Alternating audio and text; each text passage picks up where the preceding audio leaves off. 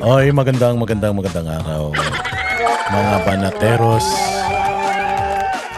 Kamusta naman ang mga buhay-buhay?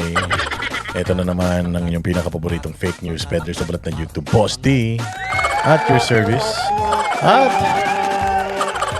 andito na naman tayo. Panibagong araw, panibagong kwentuhan na naman. At pasasakitin na naman natin ang mga uluwat ay balon-balunan puso, isip at kaluluwa ng lahat ng mga manloloko sa Pilipinas. Mga sinungaling, mambubudol, credit grabber, mga bobo, tanga, mga gunggong, utak galunggong, mga baog, mga kupal, animal, bisit, pabigat, walang silbi, switik, salot, putok sa buhin, dot, palaman, sintu, baliw, abnoy, sabog, batak, mga batak, adik, pusher, kawatan, kurakot, magnanakaw, sindikato, membro ng kuratong baliling sa gobyerno.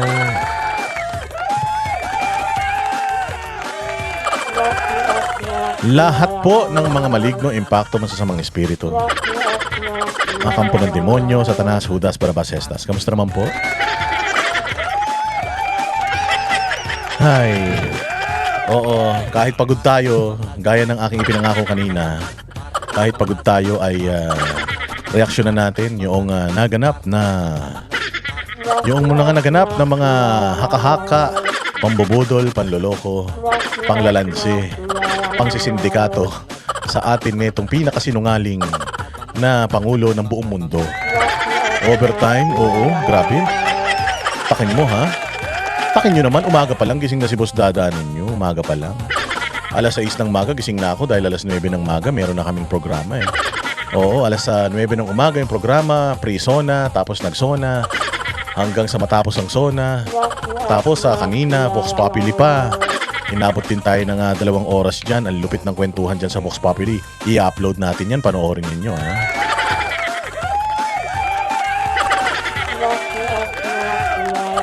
Oo, mag-ano tayo ha, mag-react lang tayo tungkol sa mga nangyayaring ano na yan ha. Tungkol sa mga nagaganap at naganap na sona. O kayo ilagay nyo dyan sa inyong ilagay nyo dyan sa comment section para mabasa natin. Kayo ba ay satisfied? Yung inyo bang gustong marinig? Narinig ninyo? O sinabi nga ni ating pinakamamahal na Pangulo, sabi niya napaka ganda raw ng takbo ng Pilipinas. Siya raw ang gumawa ng kanyang speech. Naniniwala ba kayo na siya ang gumawa ng kanyang speech? Yung kanyang speech, mga bossing, majority Tagalog, kaya nga tuwan-tuwa si Robin Padilla. Sabi ni Robin Padilla, maraming salamat daw kay Pangulong BBM dahil tinagalog daw niya, mas marami daw ang nakaintindi. Ang problema, ang dami nakaintindi, no, dahil Tagalog.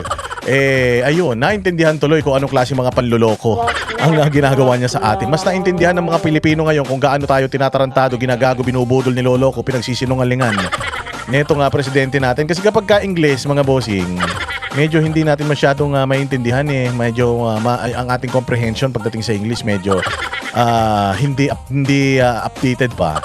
Hindi on time, medyo ganun ba? Sa pangalawang dinig, pangatlong dinig, pang-apat na dinig, doon mo palang malalaman na niloloko ka eh. Oo, pero dito dahil tinagalog niya, anak ng tinapay, umpisa pa lang nagtatawanan na yung mga kababayan natin eh. Hindi daw satisfied si Lilibet sa sona ni BBM, puro kasinungalingan. Sabi ni Diego Latigo, sabi niya napigilan daw yung pagtaas ng krudo dahil sa gera, pero pumalo ng 150 ang diesel. Napakasinungaling ng walang hiya. Akala mo na-solve na niya lahat ng problema ng mundo eh. Sa isip talaga niya, na-solve niya lahat ng problema. Matindi na talaga ang tama sa utak nitong mamang ito. Walang nabanggit na lugar tungkol sa housing. Ewan ko kung saang housing naganap yan. Baka sa Mars yan, sa Pluto, sa Jupiter. Kasinungalingan lang daw. Magandang gabi dyan sa Denmark. Para daw sa mga tulad natin, mga hampas lupa, state of no achievement. Sabi naman nito ni IC76PH. O si Veronica naman, first time daw dito. O baka naman last time mo na yan. Mag-follow, subscribe kayo ha. Subscribe kayo sa ating YouTube channel ha. Dalawa po yan, ang Boss Dada at ang Boss Dada Space 2.0. Sa ating Facebook, mag-follow din kayo ha. Diyan sa Boss Dada TV, Facebook page at Boss Dada 2.0. O shout out sa lahat ng mga nanonood ngayon, mga gising pa. Oo, pasadahan lang muna natin yung mga nangyayari ngayon, yung reaksyonan lang natin yung pambubudol sa atin. O kasi pinangako ko kanina, kahit antok na ako mga bossing, sige lang. Oo, kanain natin ng kanain habang mayroon tayong pag-uusapan, usap lang ng usap kahit walang kakwenta-kwenta. Oo, kailangan natin reaksyonan kasi hindi naman natin pwedeng palagpasin yung mga pananarantado sa atin. Mantakin mo. Mantakin mo, ninakawan na tayo, tapos niloloko pa tayo.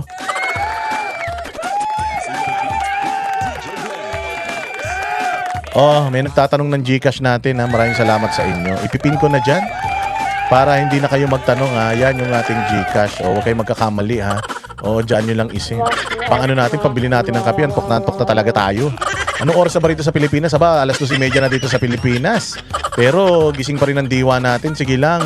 O, kasi ipinangako ko sa inyo. Alam nyo naman ako, pag nangako ako, inaano natin yan eh. Tinutupad natin yan. Rutisidor. Maraming salamat. Pag ganyan ang ganyan, mawawala antok natin. Boss Dada, been a long time, nice to see you. Aba, may ano pa ha, may mga ganyang pampalubag loob. Maraming salamat, Rutisidor. Na-miss din kita. Magaan ang loob ko sa'yo. Oo, pagka ganyan ng ganyan, gumagaan ang loob ko eh. Totoo bang makakalabas sa si Tatay Digong next week? Sana totoo naman yung balitang yun. Eh parang narinig ko lang din sa vlog.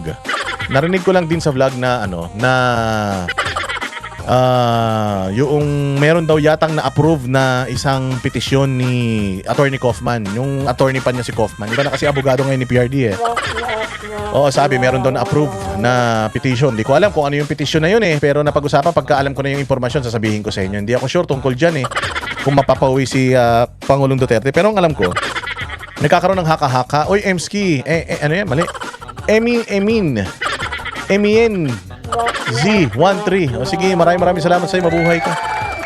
Interim release. Hindi yata interim release eh. Oo, hindi ako sure kasi hindi ko pa siya alam niyo naman ako, pag di ako sigurado, hindi ko ikakalat yan eh. Kaya nga hindi ko pinopost kasi hindi ako masyadong updated tungkol dyan. Eh, alam niyo naman, ayoko nang basta-basta nakikinig lang. Gusto ko alam ko talaga yung balita eh. Oo, wala pa naman. Hindi ko pa rin naman natatanong sa aking kumpadre na si Baste kung totoo yan. Oo, pero kung totoo man yan, magandang balita yan, hindi ba? Magandang pag-asa yan. Eh, ako naman, ayaw ko magbigay din ng false hope. Mamaya sabihin ko, uwi na next week. Eh, mamaya sabihin ko gano'n, tapos hindi pa pala. O, aralin muna natin. Pero ang pagkakaalam ko, kung halimbawa, magsasara ang ICC. Kung magsasara ang ICC, mga bossing, definitely makakalabas na si Pangulong Duterte kung magsasara sila. Hindi natin alam kung yung pressure ba ng US, yung pressure ng China, pressure ng Russia, mapipressure ba itong ICC? Kasi parang ang sinabi ng US, lahat ng kanilang mga kaalyado ay kanilang inuutusan or pinakikiusapan na mag-withdraw ng support dyan sa ICC. O kung meron pa silang mga kaalyado na nagpopondo pa dyan sa ICC na yan, mag-withdraw na sila ng support. Kasi marami na rin mga nag-withdraw ng support sa ICC sa nga dyan ng Pilipinas. Tsaka Venezuela yata eh. Yung huli, marami na nag-withdraw. So malay natin, marami pang mag-withdraw and hindi na kamakayanan ng ICC yung kanilang panduloko sa mundo. At magsara sila. Siyempre pag nagsara sila, saan pa ba pupunta si Pangulo? Alam nga tumira pa siya dyan. Kung sarado na yan, di ba? Oo, so ganon ang ano ngayon. Sobrang ganda kanina ng Vox Populi. I-upload ko yan yung Vox Populi na yan Ang ganda ng bakbakan kanina kasi lahat nakapagsalita Kasi usually pagka Vox Populi, binibigyan namin ng time yung mga guest natin para sila ang magsalita. Pero alam natin gigil na gigil yung mga banateros So syempre hinati-hati natin yung pagkukomento sa mga banateros para lahat sila makapagsalita. So ayun, ang ganda ng balitaktakan, parang round table, parang mga ulol lang, parang makanakawala sa koral. Ang ganda ng episode na yan mamaya. Kaya i-upload ko yan, panoorin nyo dito sa ating channel So, hindi ako sure, pero marami ako nakikita ng mga reels, mga talking heads. Maraming alam mo yun, maraming naririnig tayo na uuwi na daw. Antayin na lang natin sigurong makauwi. Magdasal tayo na makauwi talaga. Magdasal kasi malaking sampal yan sa administrasyon kapag nakauwi yan.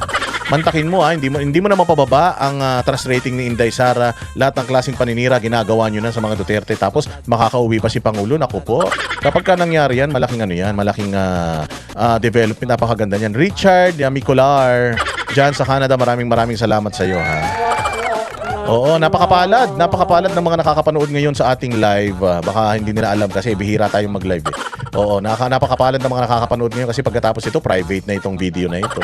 I-upload na lang natin ito dyan sa ating videos dito sa YouTube para mapanood ng mga hindi makakahabol. Pero yung mga nandito sa live ngayon, meron kayong opportunity para mabasa natin yung inyong mga mensahe live. Di ba? Pag nakauwi si PRD, pwede nang lumabas si Senator Bato. Pwede na. Oo, pero alam ninyo mga bossing ha, pag nakauwi si PRD, boss, uulan ng kulay pula yung live mo. Ngayon pa lang paulanin na natin Diego Latigo para makauwi na si PRD. Bakit kailangan pa pag nakauwi siya? Ngayon pa lang, syempre simulan natin ang linggo ng maginhawa. Kailangan ang ekonomiya ng Boss Dada TV channel kailangan laging malago, siksik-liglig, umaapaw para ganahan tayong mag-live ng mag-live araw-araw. Diba, Diego? Oh, ang 20 pesos na bigas, asan na ba? Tanong mo baka nasa tumbong ni Bongbong. Itumbong kay Bongbong. Nasa na ba yan? Nasa na ba yung 20 pesos na kilo ng bigas na yun? Ewan ko kung saan. Tanongin nyo yung mga sarili ninyo, mga kamag-anak ninyo sa Pilipinas, yung mga OFW, kung meron ba silang nararanasan na 20 pesos na kilo. Kasi ako, paikot-ikot na ako sa buong Metro Manila, wala akong makita eh. Malapit ang bumaliktad ang mundo ng mga bangag. Hindi, alam ninyo, yung ICC na yan. Ako gusto ko magsara talaga yung ICC na yan. Gemma Blanca Flor dyan sa Malaysia, maraming salamat sa'yo. Mabuhay ka hanggang gusto mo. Gusto mo hanggang bukas ng tanghali, mabuhay ka. Mayong buntag. Hindi ngayon nga, sinasabi ko ngayon sa ICC, importante yun kasi ano yan eh, di ba? Sinabi ko naman sa inyo, ano lang ang reason or ano lang ang kanilang kayang gawin para hindi manalo si Inday Sara sa 2028. Ang kaya lang nilang gawin para hindi manalo si Inday Sara sa 2028, mga bossing. Una, ayan, siraan siya, hindi na nangyari. Pangalawa, yung impeachment na yan, kung siya'y ma-impeach, malabo na siyang ma-impeach dahil hindi naman nila kaya makakuha ng 16. So malabo na yan. Pangatlo, ano yung kailangan dapat nilang gawin para hindi manalo si Inday Sara sa 2028, mamatay siya. Oo, yung ipapatay si Inday Sara, yun lang talagang paraan eh. Para si Inday Sara ay hindi manalo sa 2028. Oo, ang pinakahuling gagawin nila, alam niyo kung ano. Yan din yung ginawa nila kay Pangulong Duterte, kay Senator Bato de la Rosa, tsaka kay Senator Bongo para mabawasan sila. Yun ang gusto nilang gawin. Ryan Diansay, salamat sa mga update mo. Salamat din sa iyo sa iyong pakulay, Ryan Diansay dyan sa Dubai. Dubai ba yan? Oo, so ngayon ang gagawin nila kay Inday Sara para hindi tumakbo si Inday Sara sa 2028, magtatago si Inday Sara. At kung hindi man magtago si Inday Sara, may padala nila sa ICC, yun ang delikado. Pag naipadala nila si Inday Sara sa ICC, bendalo eh. Pag naipadala nila si Inday Sara sa ICC, yari tayo. O ibig sabihin nun, wala na si Inday Sara, di na siya makakatakbo nun. Paano na yan? O kapag gano'n na nangyari, Emma Di Castro ha, kung saan ka man nandoon dyan sa Europe, maraming salamat sa iyo, mabuhay ka hanggang bukas ng gabi. O kung gusto mo mabuhay na mas mahaba kaysa bukas ng gabi, gawin mong pula yan. Boss Dada, bangag kasi, mahirap pag ganyan eh. Mahirap kapag may topak, may tama sa utak. Yung ating Pangulo, talagang lahat ng kahayupan mangyayari sa Pilipinas. Diyos ko po.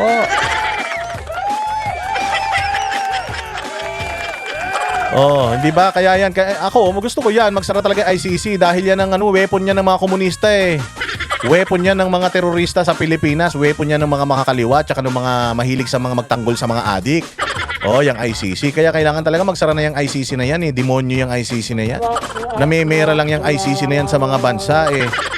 Kaya ayan, pag nagsara yan, baka nga sakali, syempre, masisecure na natin yung 2028 ni VP Sara. Tapos makakalabas na si Senator Bato de la Rosa, si Senator Bongo, hindi may papakulong. Tapos nakauwi tapos naku po, ang daming pwedeng mangyari kapag nagsara talaga yung ICC buwisit na yan. Ilagay nyo dyan kung ano yung mga narinig nyo sa Sona kanina na nakakatawa, ilagay nyo dyan, re-reactionan natin bago natin reactionan mismo yung Sona. Grabe ha, napag-usapan dyan sa Sona kanina, mga bossing. Napag-usapan sa Sona kanina, wait lang, bubuksan ko lang yung aking notes. Ayan, napag-usapan sa Sona kanina, unang-una sa lahat, yung laban sa korupsyon, pagtitipid ng gobyerno, krisis sa Middle East, tulong sa mga OFW, pagpapagaan ng gastos ng pamilya, ayuda at tax relief, disaster preparedness, infrastructure at transportasyon, agrikultura, food security, energy and security, trabaho, edukasyon, kalusugan, ekonomiya at foreign relations, kapayapaan, putangin na napag-usapan lahat yan pero hindi naman natin nararamdaman. Walang hiya naman talaga. Meron pang rocket ship. Walang hiya, wala nga tayong tren eh, wala nga tayong subway. Bulok-bulok nga yung mga bus dito, bulok yung mga kalsada. Tapos napaka-traffic pa, tapos yung MRT lagi pang sira. Aba, gusto pa magpadala ng rocket ship ha. Rocket ship. Sana pagka nagpadala ka ng rocket ship, sumama ka na. Paglipad ng rocket ship na, isama mo na buong pamilya mo, buong angkan mo hanggang sa kaduluduluhan ng lahi ninyo para Kung saan man sumabog yung rocket ship na yan, nandoon kayo. Malungkot daw, sabi ni Diego Latigo, malungkot daw si BBM dahil nadawit sa kaso pinsan niya. Ba't ka naman malulungkot? Ba't ka naman malulungkot kung magnanakaw ang pinsan mo? Malulungkot ka na magnanakaw ang pinsan mo at kailangan mong ipakulong kapag ka magnanakaw ka rin. Malulungkot ka talaga, hindi ba? Pero kapag ka ikaw ay hindi ka magnanakaw kahit pinsan mo yan, tatay mo yan, nanay mo yan, pag gumawa ng masama yan, dapat hindi ka malulungkot na makakasuhan sila dahil karapat-dapat yan sa kanila. But the fact na nalulungkot siya na makakasuhan yung pinsan niya, di umano kunyari na makakasuhan yung pinsan niya, Diyos ko Lord. Ibig sabihin, nalulungkot siya kasi baka sumunod na silang buong pamilya. Utang ina, anong gagawin ng rocket na yan sa anong gagawin ng rocket na yan sa kalangitan? Akala mo kung malungkot siya, akala mo namatay yung pinsan niya eh. Putang ina, makakasuhan pa lang, nalulungkot na siya, hindi pa nga nakakasuhan eh. Magiging masaya ang Pilipino pag yan nasilya elektrika. Ang dami niyong pautot dalawa. Tangina niyan, niloloko niyo taong bayan. Yung flood control, di yata napag-usapan. Hindi napag-usapan niya nung una. Oo, sabi ko nga sa inyo, sino ba may kasalanan? Sino ba may kasalanan kung bakit yung kanyang pinsan makakasuhan na? Ang may kasalanan siya. Kung hindi ba naman siya tatanga-tanga na sinabi niyang 5,500 flood control projects ang nakumpleto nila, di sana hindi ngayon nagdedelikado yung pinsan niya. Masyado kasi siyang mayabang, pinagmamayabang niya yung mga hindi niya pa naman nagagawa. O ayan tuloy, nagdedelikado. Baka pati yung pinsan niya makulong, pati siya, yung anak niya, yung asawa niya makulong dahil sa katarantaduhan niya. I think that was the 2024, di ba? 2024 ba yun nung nagsabi siya na 5,500 na flood control projects ang aming natapos, tapos biglang wala pang isang buwan, umulan, bumagyo, bumaha. Gunggong na yan, dahil sa kanyang kasinungalingan, hinanap ng taong bayan, nasan yung flood control mo, bumabaha. O nung tinanong siya yung flood control daw, nandiyan, overwhelm lang. Oy, Rosas family ha. Oh, Rosas family, sabi ni J. Chris Rosas ha. Maraming salamat sa iyong pakulay. Hindi ba? Walang hiya na yan. O, sige na, simulan na natin mga bossing para mas maaga tayong matapos. Makatulog na si Boss Dada. Kawawa naman Boss Dada ninyo. Wala pang pahinga. Parang si Kuratsa. Oo. Oo ha. Ayan na nga. Sige, simulan na natin itong isa-isa natin doon sa kanyang mga pinagsasasabi. Mahaba-haba ito pero binilisan ko na lang. Wala namang kwenta at kalahating oras siyang nagsisinungaling. Pero mabuti na nga lang Tagalog. Oy, Max Ostero diyan sa New Jersey. Magandang umaga sa iyo, big fan. Sana nga ay napapasaya kita sa araw-araw. Maraming salamat. Pag may pula, nakakawala ng antok, kaya lang mga blue. Pagka ganyan, mga blue, mga ganyan, medyo nakakaantok talaga yan. Bilisan na natin matapos. Pero may mata ko sumisingkit na. Eto, sige na, panoorin na natin to. Nagsasayang tayo. Naglulukuhan lang tayo dito. Ito, panoorin na natin yung Sona. Eto na. Sige, pasok para maulol kayo. Former President Gloria Macapagal Arroyo, Senate President Sherwin Gatchalian, and honorable members of the Senate, House Speaker Faustino D. III, and honorable members of the House of Representatives, Chief Justice Alexander Gesmundo, and honorable justices of the Supreme Court, His Excellency, the Most Reverend Charles John Brown, and esteemed members of the Diplomatic Corps, Executive Secretary Ralph Recto, and honorable members of the Cabinet, First Lady Luis Araneta Marcos, other distinguished guests. Si Lisa Marcos, masama ang itsura, oh. Kita niyo itsura ni Lisa Marcos, parang kulugo, no? Tinatamad ka ba? Tinatamad ka pala, bakit nagpunta ka pa diyan? Hindi, sana nagpahinga ka na lang sa bahay niyo, pinanood mo na lang yung asawa mo, magsisinungaling lang naman siya diyan, pumunta ka pa, ayan, no? Parang bored na bored siya sa buhay niya. Banas na banas kasi siya, kasi si Claire Castro, mas maganda pa yung damit kaysa sa kanya, di ba? Di ba may nagsabi na designer, yung designer daw, yung designer daw ng damit niya, sikat daw, putang inang yan. Bakit ganun? Maganda naman siguro yung damit na yan kung maganda nagsusuot eh. Pero pag ganyan na nagsusuot, mukhang nunal na may buhok. Taragis yan. Ewan ko ba't ba ganito itong mga to, ang yayaman na, ang papangit pa.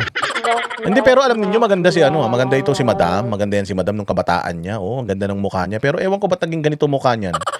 Sabi nila kapag mahilig ka daw umabuso ng mga pinagbabawal na mga bagay-bagay, pumapangit ka eh. Alam nyo, yung kapitbahay namin na mahilig sa usok na ipinagbabawal. Oo. Alam mo kahit bagong ligo yun, hindi mo maintindihan itsura. O ito si Madam nag-uumpisa pa lang parang parang kabadong-kabado na eh. Okay, kita mo naman itsura ni Gloria Macapagal-Arroyo at ganyan na edad niyan, maayos-ayos pa din. O yung mga katabi, ang gaganda. Pucha, pagdating sa kanya, hindi mo maintindihan kung Hindi mo alam kung ano kinain eh. Parang nagtatai eh. Sige. Ladies and gentlemen, good afternoon. Mga kababayan ko, naririto ako muli upang tuparin Mga kababayan ko, puta, kala ko, magrarap, akala ko si Francis Magalona eh. Mga kababayan ko, dapat malaman nyo, bilib ako sa kapal ng mukha ko. Ayan na, tapos ang boxing. Jenny Park. O, pampagising Boss Dada, para di ako kontakin dito sa work bago ka matulog. Uy, maraming salamat sa iyo ha, Jenny Park ha, mabuhay ka dyan sa Korea. Oo, buti na lang may mga mababait na tao pa sa mundo. Akala ko lahat ng tao sa mundo katulad ni Bongbong, walang kwenta eh.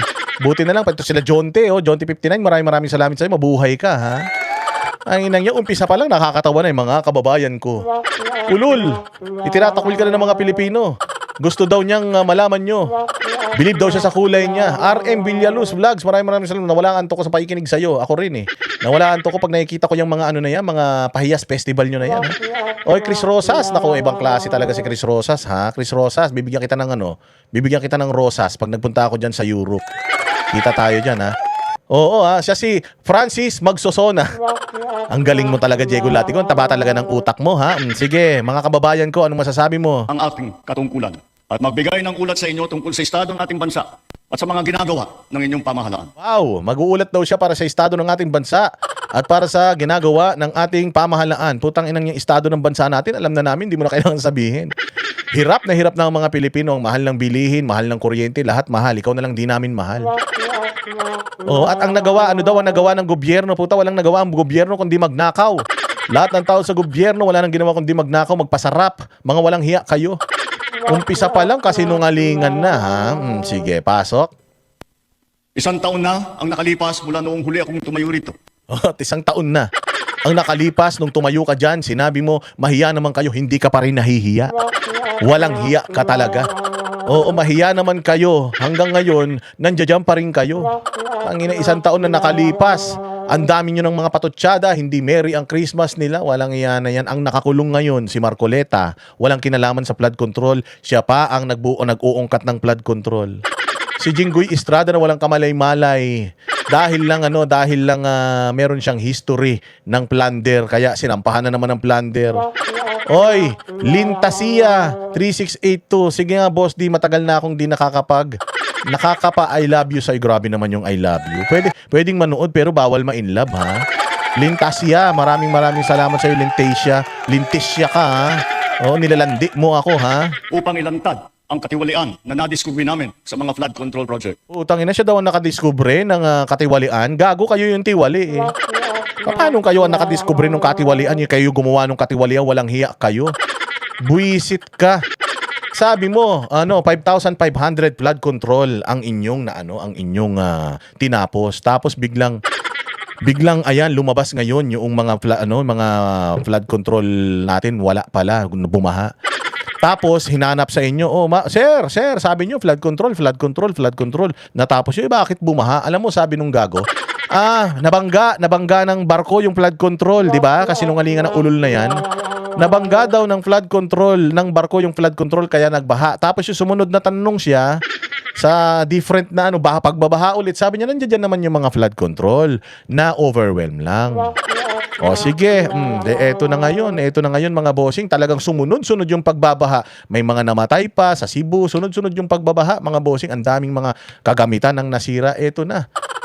Dahil hinahanap na ng taong bayan sa kanya at napapahiya na siya, kunyari, nag-iimbestiga na siya. Pumunta na siya doon sa Bulacan, doon sa mga proyekto doon, patay na. Ayan na, nagsakripisyo na siya ng mga kontraktor. Ang unang sinakripisyo, mga kontraktor, tinuro yung kontraktor na si mga Diskaya. Diskaya tinuro, kandidato niya yun sa Pasig. Di ba? Yung mga Diskaya sumumpa yan sa kanyang partido.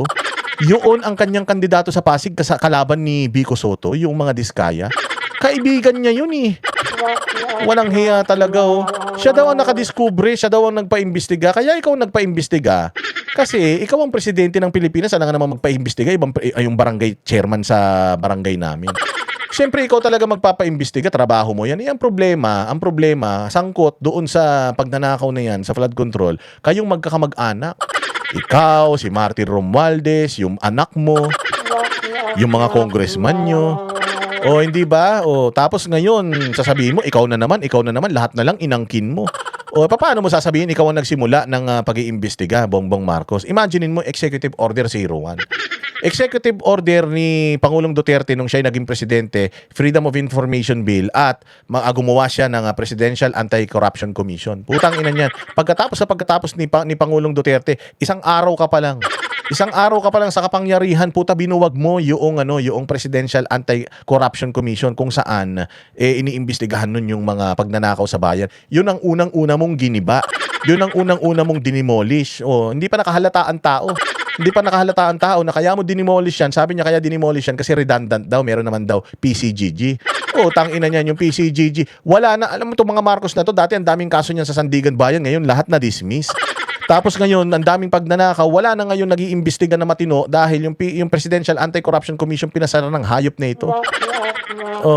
Tapos sasabihin mo na ikaw ang nag-imbestiga, ay yung dapat mag-imbestiga dyan, pinasara mo. Natural, dapat mag-imbestiga. Kaya ang problema, nung nag-imbestiga ka, putya, pati ang tao nag-imbestiga. Habang nag-iimbestiga at nilalansi mo yung mga tao, na-realize ng mga tao, teka, putang ina, sila rin to Gaya ng aking ipinangako sa inyo, nagsagawa tayo ng malawakan at malalimang investigasyon na walang pagkikiling kahit kanino man. Malawakan at malaliman na investigasyon? Ang nakakulong si Jinggoy? Malawakan at malaliman na investigasyon, si Saldico nakatakas? Malawakan at malaliman na investigasyon, si Yusek Bernardo, si Bonoan, putang ina, lahat puro state witness na. Yung mga magnanakaw, puro state witness? Ayop naman talaga, Jake Arsobal, sayang hindi nga tayo nagkita sa BGC. Grabe ang grabe ang trabaho namin kanina. Yung t-shirt nga ng misis mo, hindi ko pa napapapirmahan. Pag di ko napapirmahan yan, ako na lang ang pipirma, tsaka yung kapitbahay namin. Sige, Bongbong, ano pang kasinungalingan?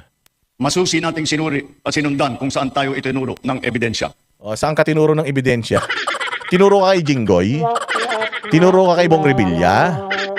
Tinuro ka kay Marcoleta? Tinuro ka kay Mike Defensor? Walang hiya na yan. Gawa ka pa ng independent commission na mag-iimbestiga. Putang ina, secret yung resulta ng investigasyon. Saan ka naman? Walang hiya talaga. Umpisa pa lang, kawatan na . Lahat ng kailangan gawin ay ginawa natin upang matuntun ang punot dulo. Mayroon ng mga unang nakasuhan at nakulong, mga kontratista. Kontratista? Dapat na ang nakukulong mastermind, hindi yung kontratista. Alam naman yung kontratista mastermind, hindi naman sila nagre-release ng pera. Anak ng tinapay. Kontratista, achievement na sa'yo yan.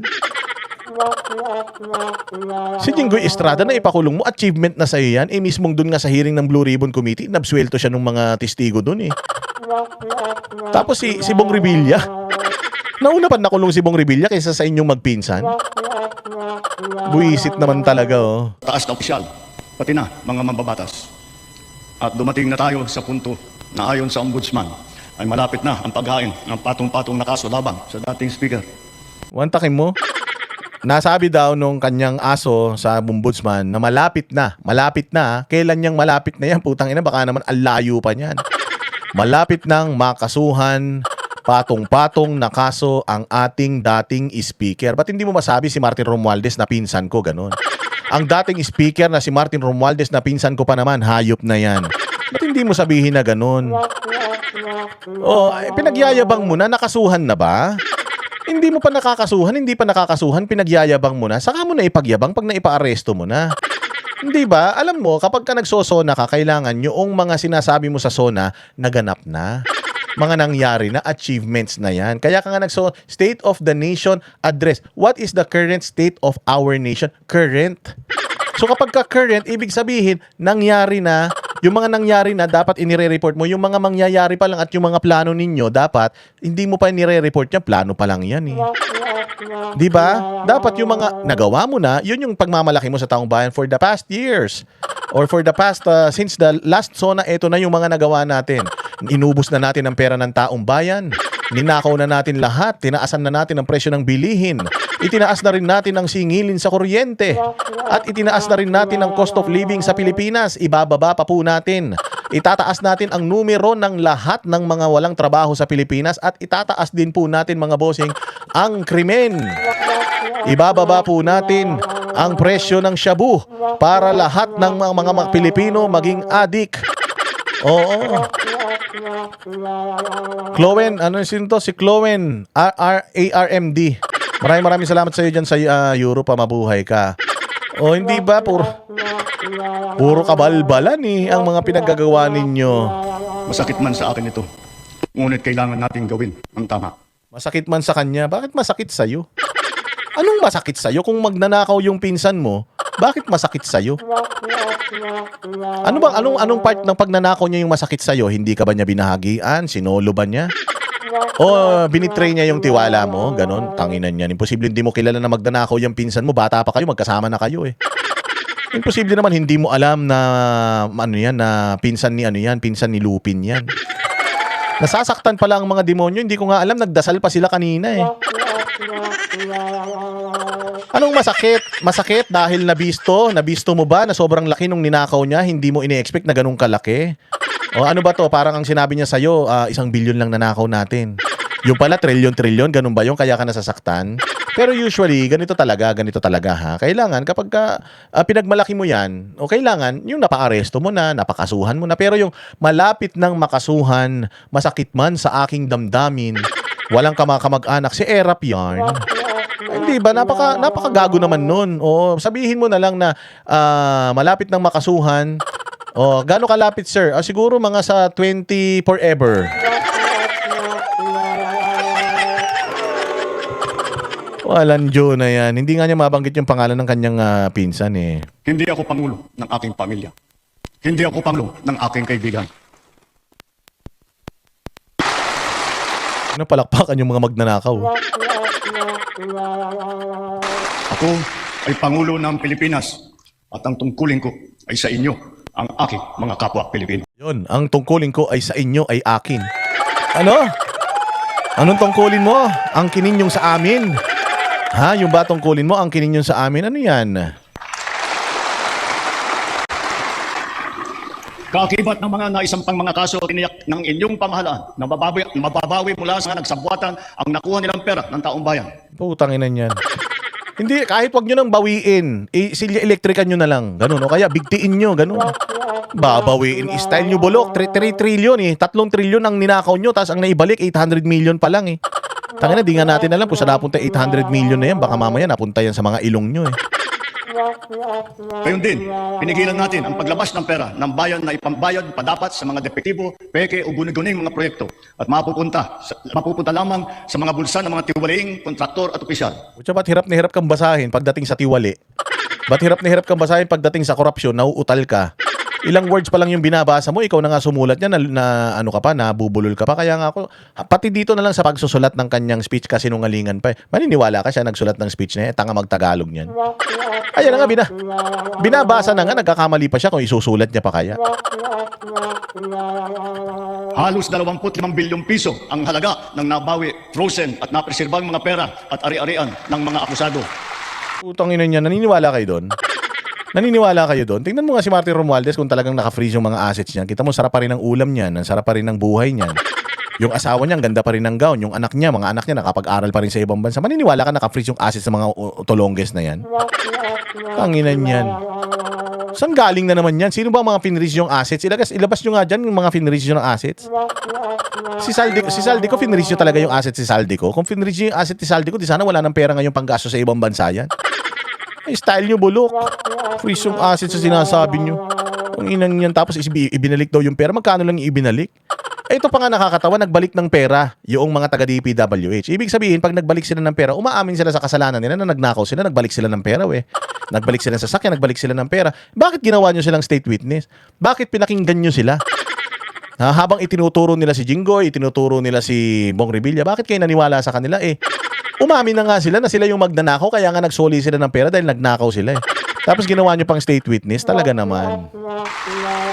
Ang mahigit 800 milyong piso dito ay agad nating nabalik sa Treasury. Lahat ng mababawi mula Nabalik sa treasury, totoo ba yan? O bakit pinababalik ng Supreme Court yung pera na ninakaw ninyo sa PhilHealth, hindi nyo pa naibabalik hanggang ngayon? Ito pa masaklap ha. Ito masaklap. Yung issue ng PhilHealth na yun, 2025 yun. Oo, kasi yung tulay na pondohan na, umutang sa Korea para pondohan. Tapos kumuha pa sila ng PhilHealth funds para pondohan ulit yun. Kawatan lang. Hindi ba? Walang hiyan, di ba katarantaduhan yung mga ganyang galawan? Tapos ito pinababalik ng Supreme Court, ibabalik daw natin. Saan manggagaling yung perang ibabalik doon sa PhilHealth? Puta, sa pera ng taong bayan. Ginigisa tayo sa sarili natin mantika nitong walang hiyang ito. Di ba? Pera din natin.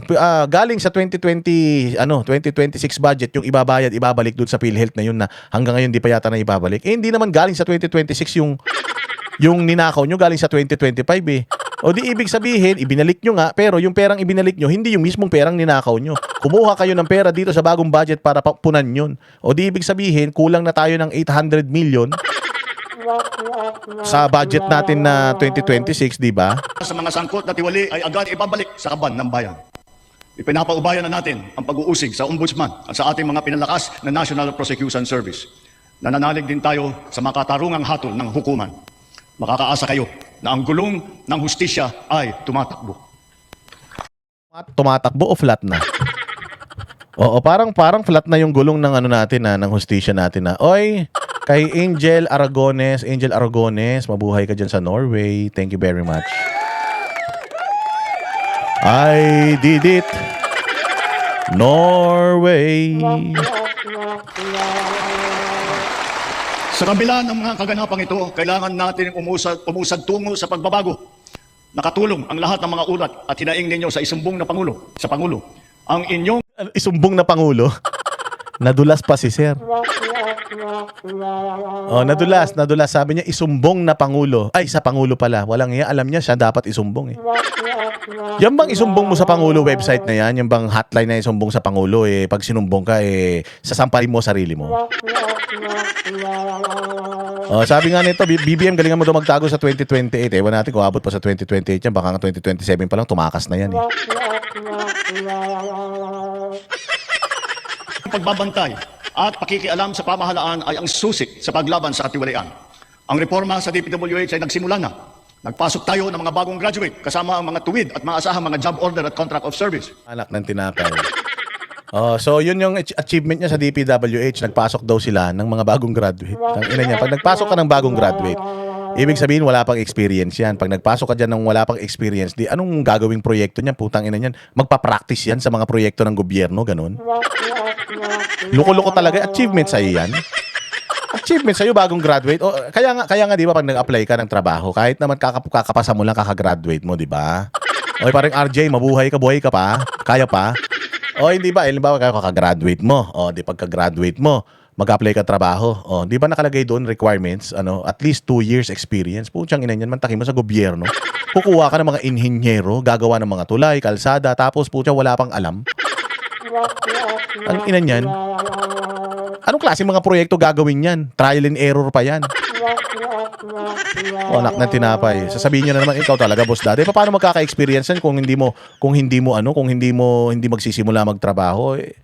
Ang problema, okay man lang. Halimbawa, magtatrabaho muna sila, magsisimula sila dito, tapos pataas sila ng pataas hanggang magkaroon sila ng experience. Pero kung dalagay mo sila sa DPWH, ano mga proyekto ng DPWH? Building ng mga estudyante. Building ng mga estudyante, ospital, mga tulay. Mantakin mo, gagawa ng tulay, wala pang experience gumawa ng tulay. Putang ina niya, magtitiwala ka ba dyan? Siyempre hindi, di ba? Baka naman mamaya walang experience sa pagnanakaw yung kinuha ninyo, sabi ni Diego Latigo, tapos 2 buwan pa lang expert na sa pagnanakaw yung mga yan.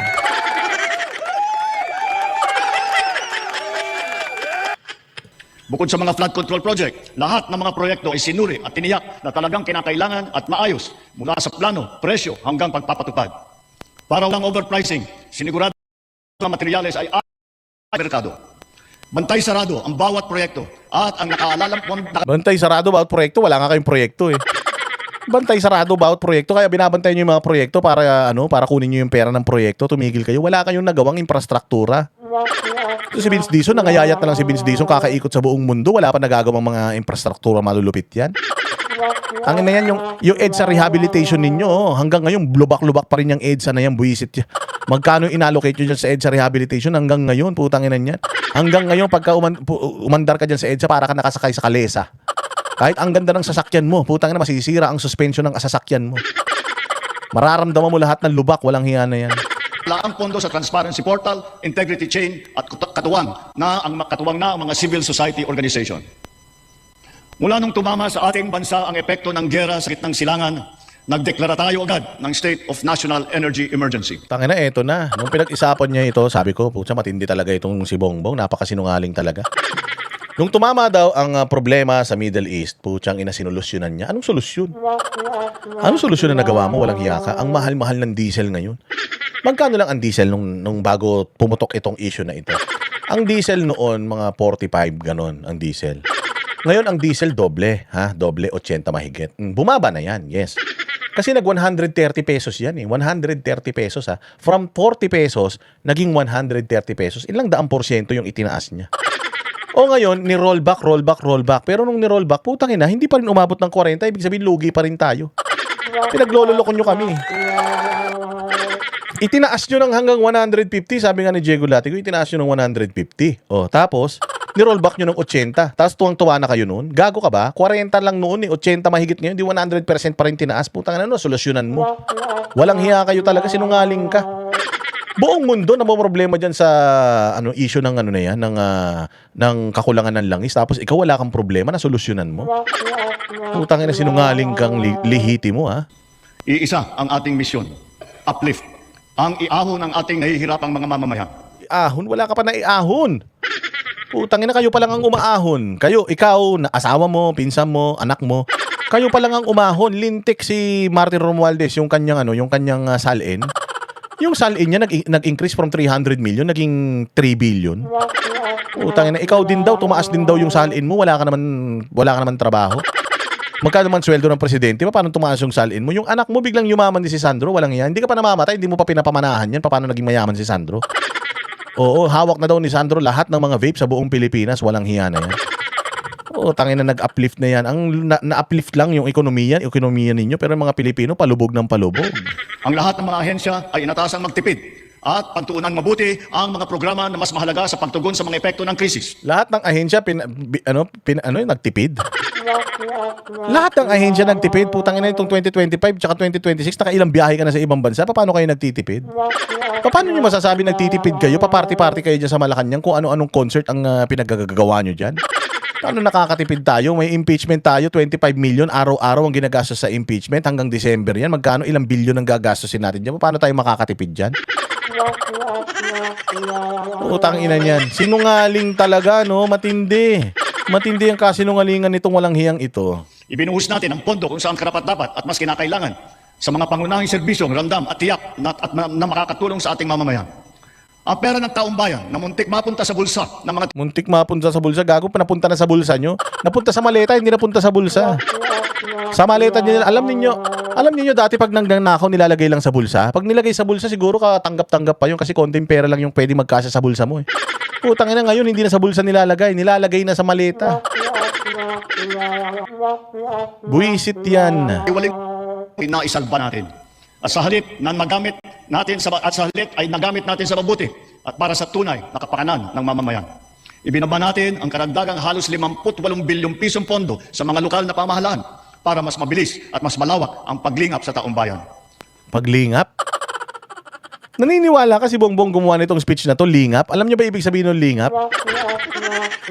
Pwede mo naman sabihin pagtulong. Lingap talaga. Pucha na yan. Hanggang sa pagsusulat na lang ng speech, kasinungalingan pa eh. Pwede mo naman sabihin sinulat yan ng pinsan mo, pamangkin mo. Okay man lang dahil trabaho man sekretary mo. Pero sinulat mo tapos may salitang lingap. Hindi mo alam ibig sabihin ng lingap. Di ka nga marunong magtagalog eh. Pataas ang tiwala at kumpiyansa natin sa mga lokal na pamahalaan. Ito ay paghahanda na rin para sa mas marami at mas malawak na serbisyo para sa kanilang mga nasasakupan. Nagsimula tayo doon sa mga direktang naapektuhan ng kaguluhan. Ang pagsaklolo sa ating mga kababayang OFW na naipit sa digmaan. Pag saklolo, nahuli ka nga nagpadala ng eroplano eh. Tinulungan ka pa ng Singapore. Tumulong pa ang Singapore sa'yo kung makaano ka, credit grab ka. Pasalamatan mo man yung Singapore. Oy, thank you very much sa Singapore sa pagpapahiram sa atin ng eroplano. Meron man tayong flag carrier, meron man tayong Philippine Airlines. May Philippine Airlines man tayo, nagbabiyahe dyan sa mga lugar na yan. Pero kailangan pa ng tulong ng Singapore para lang matulungan, mapauwi yung mga Pilipino na napauwi mo. Mahiya ka sa balat mo, magpasalamat ka naman sa Singapore. Inako mo na lahat, inangkin mo na lahat, kinuha mo na lahat. Ibang klase, ha? Mahalagang misyon ito ng pamahalaan. Gayong lagpas 2.5 milyong Pilipino ay naghahanap buhay sa Middle East. Simula nung naputok ang gera, mahigit 12,000 kababayan natin ang ating naiuwi sa bansa ng TAS. Mahigit 140,000 OFW naman ang ating nabigyan ng sari-saring tulong sa gitna ng kaguluhan sa Middle East. Tulad ng pagkain, tulong pinansyal, pagpapagamot at masisilungan. Pag-uwi sa Pilipinas, sila ay ating tinulungan upang makapagsimula muli sa pagpahanap buhay sa pamamagitan ng Action Fund at OWA Kabuhayan Program. Totoo ba yan? O yung mga kababayan natin, baka mayroong kababayan tayo rito na pauwi si Bongbong Marcos mula dyan sa mga lugar ng Israel at saka ng Iran, ha? O i-confirm nyo nga, totoo ba? Nabigyan ba talaga kayo nito? Kasi baka mamaya pinagmamalaki niya, nagbigay-bigay siya, tas hindi naman pala. Puta, saan napunta na naman yung pera na yan? Baka inumit nyo na naman. Wala man tayong alam kasi wala man tayo nakikita sa social media na isang OFW nagpapasalamat sa kanya. Wala man tayong nakitang ganun. Oy, kung marami ka talagang natulungan, di sana marami nagsasabi na, PBBM, maraming salamat sa iyo, natulungan mo ko. PBBM, may naibigay ka sa akin ganito. Oy, kayo mga Duterte supporter, hindi kayo, ako natulungan ako ni BBM. Di sana may mga nagko-comment na ganyan. Wala eh. Wala, wala akong nakitang post na nagpapasalamat sa iyo. Ang nakikita ko yung mga vlogger mo na mga malalagkit. O, tawag dito, itinataas yung ano mo, yung trono mo. Itinataas ka, parang gusto kang paupuin sa kanan ng ama. Pero wala akong nakikita ng mga legit, na mga organic na mga Pilipino nagsasabi na natulungan mo sila. Wala. O, ewan ko kung yung algorithm ko puro mga reklamador, pero wala akong nakikita nagpapasalamat sa iyo na totoong tao. Yung mga nagpapasalamat sa iyo, malamang yung mga binabayaran ng mga grupo ninyo na pabanguhin ang mga pangalan ninyo. Ang iba naman ay nilapit natin sa peso o kaya sinama natin sa bayanihan para sa balikbayang manggagawa job fair. Tulad nito, boss OFW ako dito sa Dubai. Putex, pumunta kami sa DMW, kasagsagan ng gera. Sarado nga sila kasi daw si Mana Santa. Putang ina niyan. Okay, tamo, ayan pumunta daw sila sa DMW. Putya, sarado. O paano kayo makakatulong sa mga Pilipino kung sarado? Tsaka kitang-kita naman natin, di ba, kung paano itaboy nung isang, di ba, sa Bahrain ba yun? Sa Bahrain, di ba, sinasabihan niya, wala nang pera gobyerno, di ba, ginagano niya yung mga Pilipino, yung tinanggal na kawani ng embassy natin dyan sa Bahrain. Paano sasabihin may natulungan kayo? Kung may natulungan kayo mga OFW, ha? Kung may natulungan kayo OFW, sana hindi minumura si Claire Castro dyan sa Canada. Pumunta nga si Claire Castro dyan sa Canada, pinagmumura nga siya ng mga kababayan natin dyan sa sobrang inis sa kanya. Paano mo sasabihin na mahal kayo at manatulungan ninyo yung mga OFW, mga walang hiya kayo? Samantalang ang iba ay tinulungan natin makapaghanap buhay muli sa ibang bansa. Bukod sa kanila, ang mga magbabalik natin mga gurong OFW ay papasok na sa mga public school natin kung saan sila ay higit na kinakailangan. Dahil dito sa Pilipinas, sila ang ma'am at saka ang sir. Patuloy ang ating ugnayan sa iba't ibang... Ang labo nun. Yung mga uuwing mga teacher, papasok na sa mga public school dahil sila ang ma'am at mga sir. Gago. Ano gusto itawag sa kanila? Teacher ang mga yan. Natural pag pumasok yan sa eskwela, ang tawag dyan ma'am at saka sir kung di ka ba naman tanga. O, tanga na nung klase. Saan mo nakuhang rapper yan? Ito magsalita, akala mo tuwan-tuwa siya sa pinagsasasabi niya, hindi nga niya naiintindihan yung mga pinagsasasabi niya. Bansa at ang suporta natin sa mga OFW para sa kanilang kaligtasan. Lalo na at may mga kababayan tayong nasawi o hanggang ngayon ay nawawala sa Middle East. Pangalawa, bunga ng ating magandang ugnayan sa iba't ibang bansa. Natiyak nating sapat ang supply ng langis para sa ating pangangailangan. Sapat ang supply ng langis, pero ang mahal ng langis.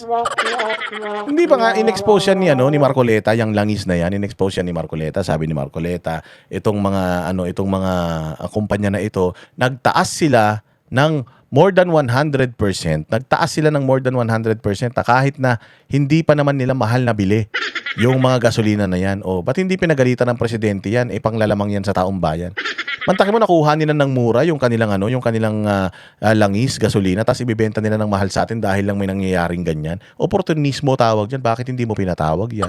Bakit hindi mo sinanction yung mga kumpanya na yan, presidente ka ng Pilipinas? Kahit na sabihin mo may batas, May batas na nagpoprotekta sa kanila. Pag presidente ka ng Pilipinas, lalong-lalo na nakikita mo manluloko itong mga putay ng oligarko na ito.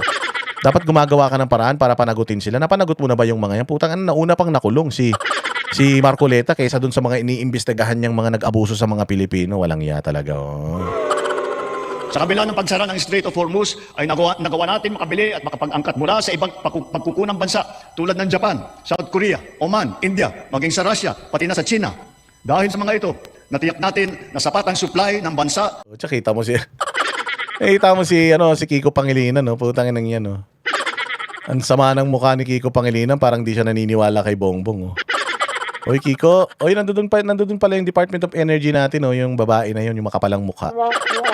Kinawawa ni Marcoleta yan dahil walang alam, eh. Natatagal hanggang halos 2 buwan. Nakipag-usap din tayo sa Iran para sa kaligtasan ng ating libo-libong mga kababayang tripulante na nasa Strait of Hormuz. Oh, ano nangyari? Ano nangyari doon sa usapan nyo ng Iran?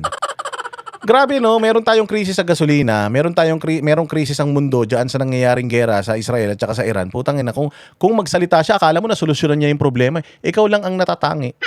Ikaw lang ang natatangi na naka-resolve ng problema na yan ng away ng Israel at saka ng Iran. Putang ina nito, napakasinungaling talaga ng tao na ito, oh. Sa kooperasyon ng ating mga kumpanya ng langis, hindi naging biglaan ang pagtaas ng presyo ng petrolyo, kundi paunti-unti sa loob ng 1 linggo. Ito'y para naman maging magaang sa ating nahihirapang mga consumer. Nagtakda rin tayo ng sunod-sunod at malalaking mga price rollback na kailangan tuparin. Inunti-unti daw niya. Para daw, ano sinabi mo inunti-unti?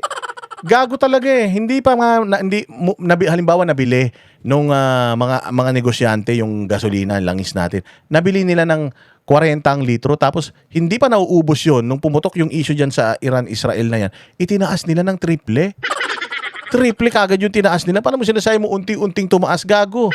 Kaya nga inimbestigahan ni Rodante Marcoleta, eh. Kaya nga kinumpute ni Marcoleta yan, eh. Dahil yung itinaas nila sobra-sobra, nabili nila yung gasolina, yung diesel, nabili nila yung langis ng mas mura, tapos binibenta nila ng sobrang mahal. Pinatawag sila dyan sa Senado, BBM, ano pinagsasasabi mo? Kaya na ito, napakasinungaling talaga ng hayop na ito. Siguro ang middle name mo kasinungalingan. Bongbong Kasinungalingan Marcos. Ng mga kumpanya ng langis. Sa tulong ng batas na naipasan ng Kongreso, agad din natin nasuspindi ng 3 buwan. Putang ina, oh. Yung prinsipe ng kadiliman, no? Hay, salamat! Salamat naman, may nagpakulay din si VP Sara for President. Ay, salamat sa iyo, Boss Dada. I can't wait na si VP Sara na ang magsona kay PRD noon. Kahit mapuyat ako every sona niya, inaabangan ko talaga. Maraming salamat sa iyo, ha, VP Sara for President. Oh, sana dumami pa lahi mo. Oh, napapapikit na akong ganun. Buti na lang, medyo napadilat yung mata ko. Maraming salamat sa iyo, ha. Ang pagpataw ng excise tax sa LPG at saka sa kerosene. Bukod dito, agad din natin... Diba tarantado, no? Tinanggal niya yung excise tax sa LPG at saka kerosene. Humingi siya ng special powers. Nagkantara pa yung Congress at Senate na ibigay sa kanya yung special powers na yan. Oy, Abby Queen, maraming salamat sa iyo, ha. Wala nang babangag pa kaysa sa iyo, BBM. Grabe ka naman, ha. Pag ganyan yung mga comment, babasahin ko talaga yan. Oo, grabe, no? Tinanggalan, nagkandara pa yung Senate at yung Congress para bigyan siya ng special powers at kanselahin yung excise tax. Tangina, kinanselan niya yung excise tax. Doon sa kerosene at saka LPG lang, hindi niya tinanggalan yung gasolina, yung diesel. Gago talaga, no? Nilimitahan ang pagtaas ng presyo na inaangkat nating bigas. Inaresto at kinasuhan din natin ang mga nahuling nagsasamantala sa kabila ng pagdurusa ng taong bayan habang may state of energy emergency. Lahat ng posibleng gawin para mababa ang presyo at mapabagal ang pagtaas nito, ginawa natin. Wala nga lang nangyari. Ginawa nila pero walang resulta. Alam mo, sana, Bongbong, kung lahat ng sinasabi mo na yan, totoo, hindi sana kami nagre-reklamo. Oo, sana hindi lang yung mga congressman ang pumapalakpak sa'yo. Oo, sana, kung totoo yung sinasabi mo, wala sana nagrarally sa labas. Tsangin na sa dami ng mga nagre-reklamo sa iyo, Bongbong, hindi ka naniniwala. Mas naniniwala ka sa sarili mo. Ang lakas ng tama mo, boss. Ang naapektuhan o kaya nawalan ng trabaho sa panahon ito. Kaya tuloy-tuloy ang pagsasagawa natin ng mga job fair sa buong bansa. Nitong Mayo 1, araw ng paggawa at kasagsagan ng mataas na presyo ng krudo, nagsagawa tayo ng halos 100 job fair, kung saan halos 300,000 trabaho ay pinagbigay alam natin sa publiko. Sa isang araw ng job fair na ito, lagpas 6,000 Pilipino ang hired on the spot. Oh, ngayon, tanungin mo, yung 6,000 na yun, nasa trabaho pa ba sila? Tayo na baka nagsipagsarahan natin yung mga kumpanya na yan, ha? 6,000 ang hired on the spot, talaga ba?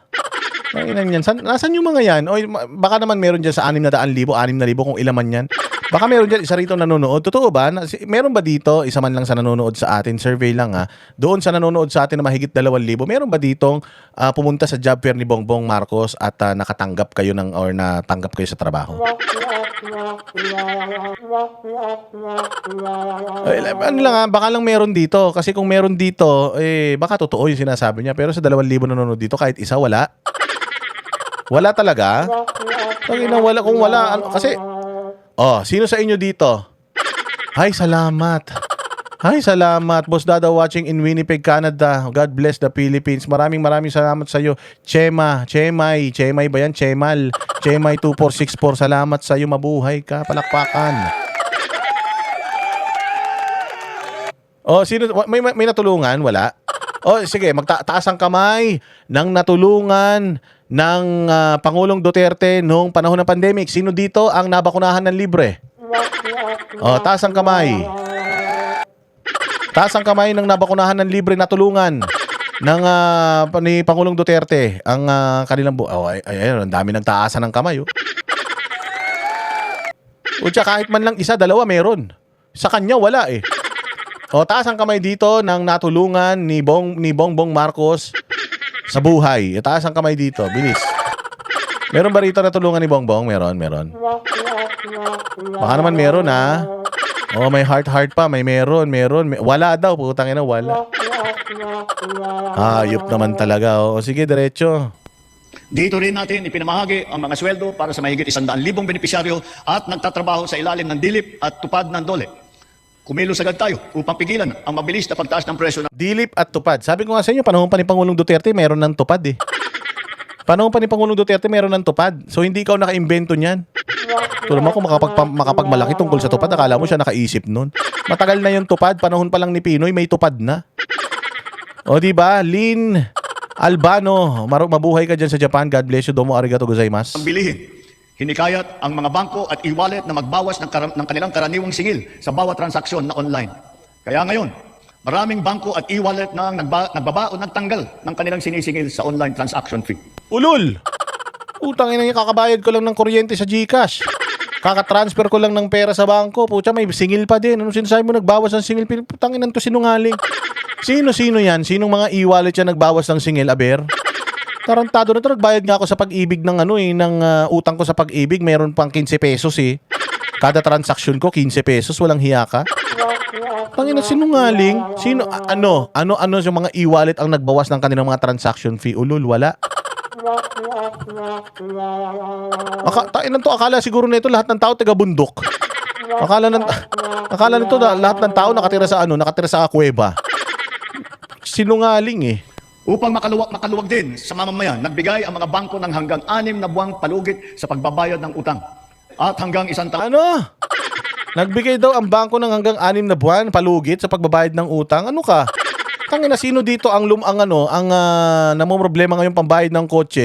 Yung mga nag-grab dyan. Dyan, Mira Flores, maraming salamat sa iyo ha. Sino dito ang grab driver naguhulog ng kotse? J-Pax. Watching in Saudi Arabia, maraming salamat. Sasakay ka sa racket baka pag sumakay ka ron, hindi ka na makabalik. Hindi ba? Putsangin niya, isang araw ka lang ma-delay. Isang araw ka lang ma-delay sa ma-delay ka lang ng 2 buwan. 6 na buwan daw, 2 buwan lang ma-delay ka ng hindi ka magbayad ng kotse, yari ka. Putang ina, hilain yung kotse na yan. Sana naman nakuha ni Bongbong to? Sino na naman bangko nanloko sa kanya at nagsabi na yung palugit sa pagbabayad ng utang hinabaan hanggang 6 na buwan? Buang talaga eh. Naman, kung ang utang ay ginamit para sa agrikultura. Ganito rin ang ginawa ng GSIS at SSS para sa mga utang ng mga miyembro nito.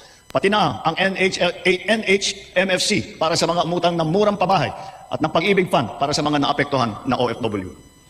Kahit papano ay nakaluwag ito sa mga consumer, lalo na sa mga naghuhulog para sa kanilang bahay at sa mga nagpupundar para sa kanilang negosyo. Sa panahon na lumiit ang kita dahil sa mataas ng mga presyo, mahigit 26,000 toneladang bigas ang binigay. Tonelada. Tonelada, pag naririnig ko yung tonelada, putangin na yan, parang naalala ko yung pinagluto niyang pansit ng mga teacher eh. Tonelada ang pansit eh. Oo, walang hiya. Sa mahigit 2.2 milyong pamilya. At ito'y itutuloy pa natin hanggang umabot sa 8 milyong pamilya na makikinabang. Oh, mamimigay pa daw siya ng bigas. Saan ka ba namimigay ng bigas? Sa Maynila, Muntinlupa. Pucha, ilang milyong bigas ang ipinamigay nyo? Ilang milyon? Alam nyo ba kung ilang milyon tayo? 117 million tayo lahat. Ilang milyon yung bigas? Buti sana kung nabigyan mo lahat ng Pilipino, ng bawat isang Pilipino, binigyan mo ng bigas na yan. Hindi naman. Yung 8 kilo na sinabi nyo, 10 kilo, binawasan nyo pang 2 kilo. Patuloy pa rin ang programang Benteng Bigas Meron Na. Ito'y nakakapagbigay ginhawa sa mahigit 12 milyong Pilipino sa buong bansa. Ang mahigit 800 nating kadiwa ay nasa buong O, yung kadiwa. O, sino dito sa inyo, sa 2,000 nanonood ngayong gabi? O, sino dito ang may kadiwa sa kanila? Taas ang kamay. Ako kasi, nagpaikot-ikot na ako dito sa amin dito sa, dito sa Ayala Alabang. Wala akong nakitang kadiwa. O, sino dito ang may alam na may kadiwa sa kanila? Gusto ko lang malaman kung ilan. Yung kadiwa sa Caloocan sarado na, walang hiya yan. O, meron pala isa sa Caloocan. Taga Caloocan to si Diego Latigo bago mapunta to ng Bulacan eh. Pumunta daw sa kadiwa, naging kadiri na. O, baka daw sabi ni Nate Vlog sa kajowa. Grabe, sana all may kajowa. O, sa North Cotabato, sarado na, putang inang yan. Sarado na lahat, walang hiya na yan. Isang araw lang yata nagbukas yung kadiwa. Masabi lang na may proyekto ang walang hiyang ito eh. Alex Smith. Tama ba? Alex MLT. O, dyan sa Hi Idol Boss Dada watching in Qatar. Maraming salamat sa inyo dyan sa Qatar man ha. Pilipinas ay sabay pa rin nakakatulong sa mga namimili at sa mga magsasaka at mangingisda na direktang nakakapagtinda ng kanilang mga produkto. Nagbigay din tayo ng suporta sa halos 2 milyong magsasaka at mangingisda sa kasagsagan ng mataas na presyo ng langis. Nagbigay siya ng suporta sa mga mangingisda at mga magsasaka ilang beses. Parang din dyan din sa mga Grab at saka sa mga jeepney driver. Ilang beses ka na nagbigay sa mga jeepney driver? Ilang beses na nakatanggap yung mga nakatanggap dito ng Grab? Mga jeepney driver, kung meron man nakatanggap dito, angkas, nakatanggap ng ayuda galing sa gobyerno. Ilang beses yon? 10 beses? 1 beses lang yun eh. Binigyan mo 1 beses na 5,000 yung isang tao. Feeling mo, nabago mo na yung buhay niya. Utang na bilyon-bilyon na ninakaw nyo, trilyon-trilyon na ninakaw nyo, tapos binigyan nyo ang taong bayan, ginawa nyo timawa, pinapila nyo sa init ng araw, may mga inatake pa sa puso dahil dyan sa putang inang ayuda na yan. Binigyan nyo ng 5,000. O tapos feeling niyo nanalo na sila sa loto. Yung 5,000 na yan, putsang ina niyan, sabi ko nga sa inyo. Di ba 1 beses lang tapos may namatay pa sa pila? Di ba Diego Latigo? Walang hiya talaga naman na yan. 1 beses ka lang nagbigay, akala mo naman nabago mo na yung buhay ng tao. Ayun, 5,000 na yun, hindi ka makakapagpakain sa restaurant nun pag nagpakasal ka eh. Walang hiya, pinagmalaki mo yan. Yan ang problema, yan ang sinasabi ko sa inyo, tanggap ka rin ng tanggap eh. Tanggap kayo ng tanggap, putang ina, ipapamukha pa sa inyo yan. Feeling talaga nila, natulungan nila ang buhay ninyo, nabago nila ang buhay nyo sa halagang 5,000. O itong mga magsasaka na natulungan nila, totoo ba na naihahon nila kayo sa kahirapan? Kulang pa yung 5,000 sa kabaong, sabi nga ni Diego Latigo eh. Pucha yung namatay na nakapila doon, sa TNBS nakapila, puchang ina namatay, inatake sa puso dahil sa init, pinapila nila sa init parang pulubi sa halagang 5,000, namatay yung tao, puchaya. Mas mahal pa yung barong na gagamitin ng namatay na tao kaysa dyan sa walang hiya kayong 5,000 ayuda ninyo eh. One time lang yung 5K ayuda sa TNBS driver. One time lang kung makapagyabang kayo, akala ninyo, puchang ina nyo, paggawa, parang yung binigay nilang pera nakapagpatapos ng eskwela ng anak eh.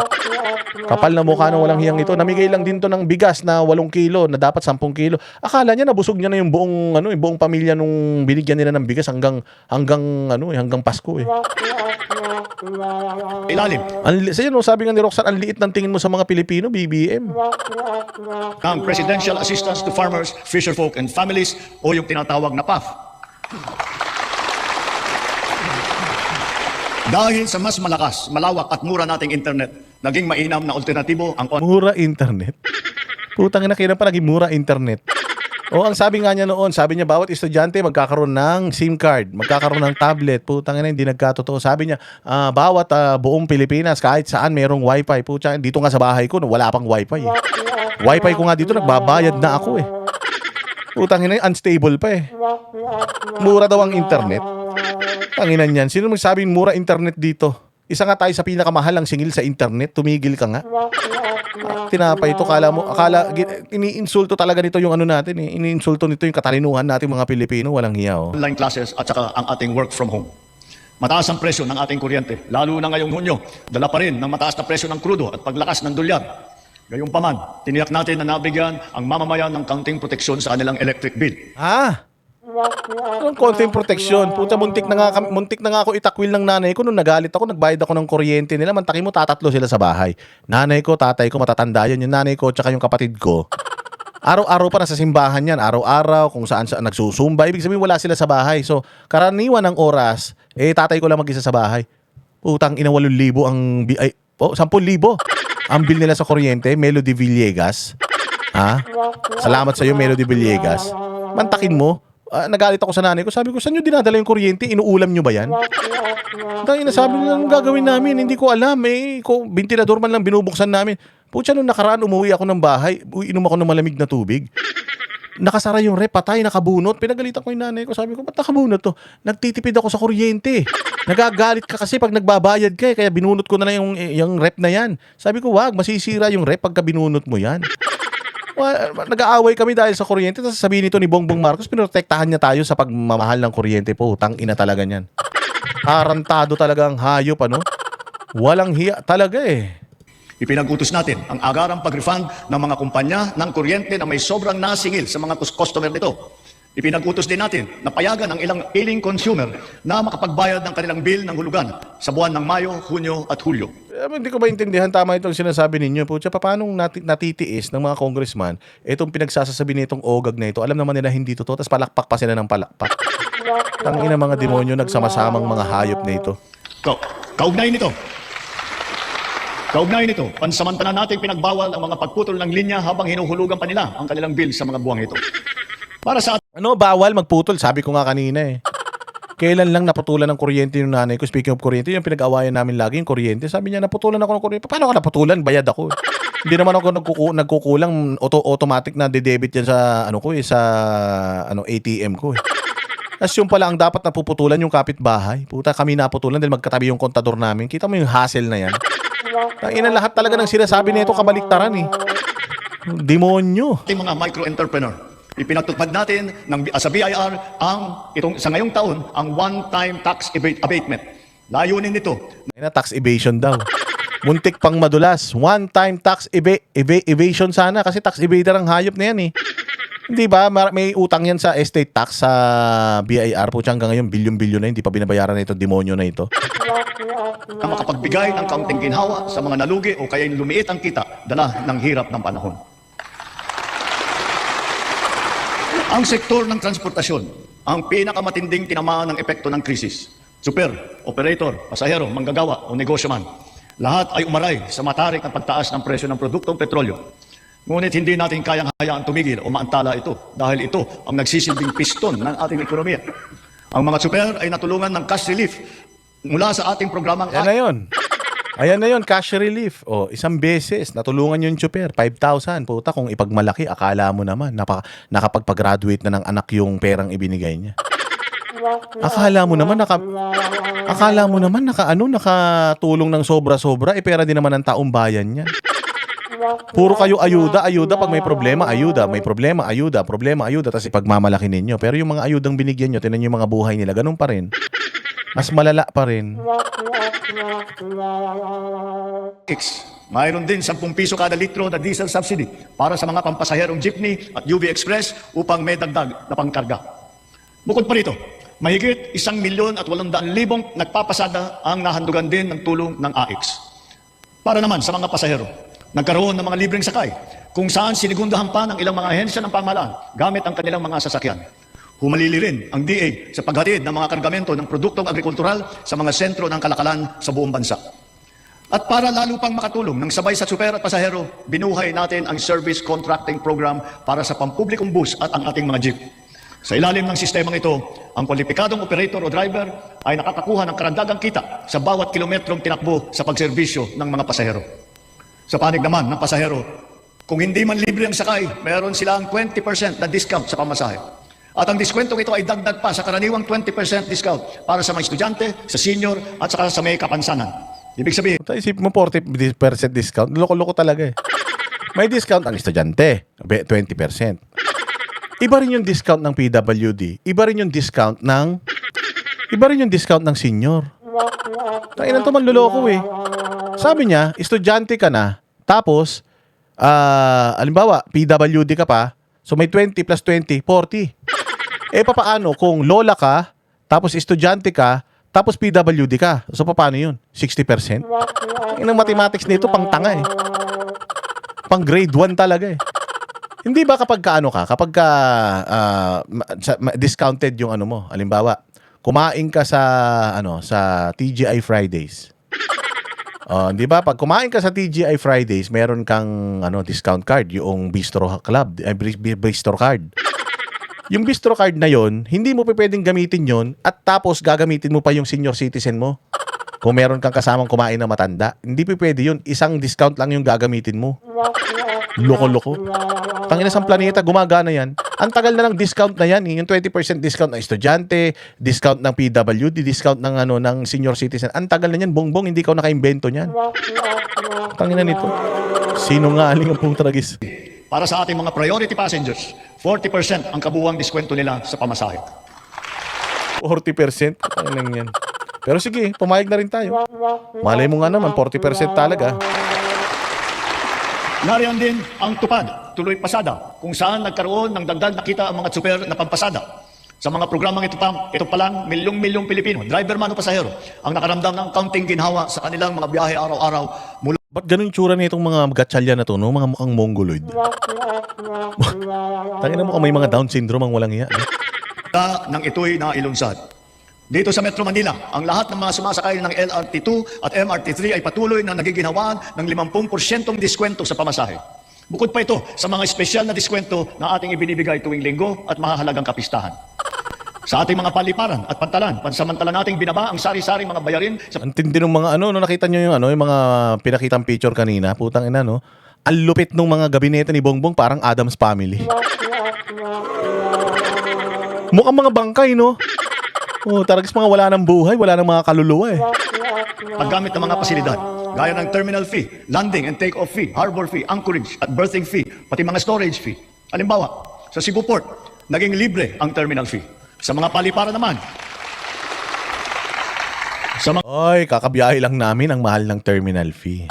But in fairness kay Bongbong ha, pag umuwi ka galing ibang bansa sa Pilipinas, lalong-lalo dyan sa may terminal, saan ba yan? Terminal 2 ba yan? Ay, terminal 3? Ay, hindi, terminal 1. Oo, dyan sa may terminal 1. Ano na, wala nang tao. Ano na, yung gumagana na yung mga tawag dito, immigration na yan, yung gagano mo na yung passport mo, makakalabas ka na. In fairness, palakpakan natin siya. Oh, pero yun nga, sabi nga nila, yung corruption fee, di pa rin nabawasan. Nabawasan na daw yung mga terminal fee, nabawasan na daw yung environmental fee, anchorage fee, kung ano-ano. Pero yung corruption fee, di pa rin nababawasan. Putang ina, tuloy-tuloy pa rin pangungurap ng mga walang yan. Tataba ng utak nyo talaga, ha? paliparan naman, ang service charge sa mga pasahero ay binawasan din natin. Gayon din, sa PITX, ang terminal na nag-uugnay ng Metro Manila sa Katimugan, sinuspindi natin ng 3 buwan ang pagsingil ng terminal fees sa mga pampasaherong sasakyan. Sa mga expressway, Achievement ba yan? Napakalaking achievement ba yan? Para ipagmalaki mo pa. Puta, ganun. Pati yata yung pagwawalis ng mga taga Metro Aid, parang isinama nyo pa sa zona nyo. naman, sila ay may diskwento sa toll fee na umabot hanggang halos 200 piso. At kapag ang kargamento naman, naman ay pagsakay ng roro ay produktong agrikultural at sangkap ng pagkain, binaba natin mula 500 ang terminal fee. Ngayon, piso na lang ang sinisingil sa kanila. Galing. Sige, wala naman tayo idea tungkol dun eh. Hindi natin alam kung totoo yun. No, pero sige, pumayag na lang tayo. Sa pagdaan naman nila sa mga expressway, libre ang toll fee ng mga truck na accredited ng Department of Agriculture. Dahil sa lahat ng mga pinatupad na ito, milyong-milyong Pilipino ang kahit papano ay direktang nakaramdam Oy, Starfish 2 Pi. Maraming salamat sa inyo sa Europa. God bless you. ng tulong sa panahon na mataas na presyo ng petrolyo. Sila ang ating mga super ng pampublikong sasakyan, mga estudyante, manggagawa, pati na rin ang mga magsasaka at marami pang pasahero sa buong Pilipinas. Mga kababayan, sa ating pagbalik tanaw, kaya ko kayong harapin at sabihin na ginawa natin ang lahat ng nararapat upang malunasan ang mga Yabang ah. Kaya daw tayong harapin. Pero ang laging sumasagot sa mga katanungan niya si Claire Castro. Kaya daw tayong harapin pero hindi kayang magpa-drug test para sa atin. Puro kayabangan. Sabi ko nga sa inyo si Pangulong Duterte nung nagsosona siya, hindi siya nag-stick dun sa script or kung ano man yung ginawa nung kanyang economic team or kung ano man, kung sino may sekretarya, yung gumawa nung kanyang script, hindi niya yung sinusundan na boring siya nun. Next. Ganun na ganun yung next. Wag na yan. Wag na yan. Ang haba-haba niyan.